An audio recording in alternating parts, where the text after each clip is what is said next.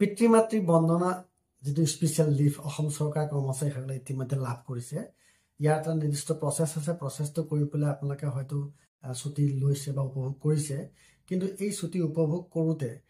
আমি ফটোসমূহ আপলোড কৰিব লাগিব ফটো আপলোড কৰা এটা নিৰ্দিষ্ট প্ৰচেছ আছে প্ৰচেছটো আমি কেনেকৈ সম্পূৰ্ণ কৰিব লাগে এই ভিডিঅ'টো শেষলৈকে চালে গম পাব আৰু ফটো আপলোড কৰিবৰ সময়ত দুটামান সমস্যা আমি দেখিবলৈ পাওঁ সেই সমস্যা এটা হৈছে ফটোৰ সাইজ আমাৰ মিলাবলৈ দিগদাৰ হয় ফটোৰ সাইজ কেনেকৈ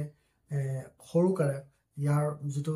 ছুটিৰ কাৰণে প্ৰয়োজনীয় যেটো সাইজ কেনেকৈ কৰে এই গোটেই কথাকেইটা মই ভিডিঅ'টো শেষলৈকে ক'বলৈ বা দেখাবলৈ যত্ন কৰিম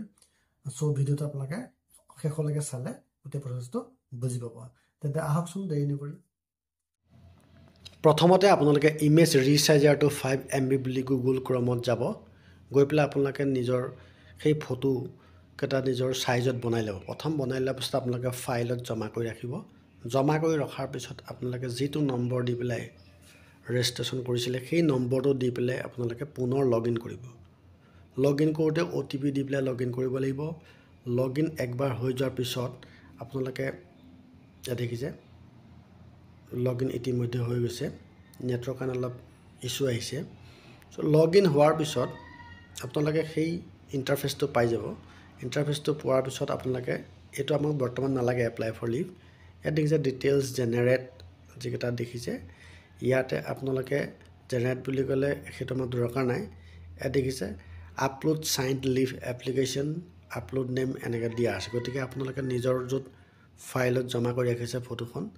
বনাই ৰাখিছে তালৈ আপোনালোকে যাব তাৰ পৰা সিলেক্ট কৰি ল'ব সিলেক্ট কৰিব লাগিব এতিয়া সিলেক্ট কৰাৰ আগতে এটা কথা মন কৰিব লাগিব মই সিলেক্ট কৰিছো দেখিছে এতিয়া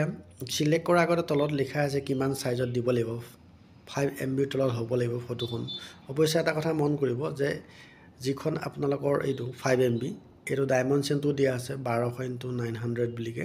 হেকেটা কথা মন কৰি পেলাই বনাই ল'ব ফটোখন আগতীয়াকৈ তাৰ পিছত এনেকৈ আপোনালোকে আপলোড কৰি দিব আপলোড কৰাৰ পিছত এনেকুৱা ধৰণৰ এটা গ্ৰীন কালাৰ মেছেজ দেখা পাব thanks for submitting your signed leave application and photographs thank U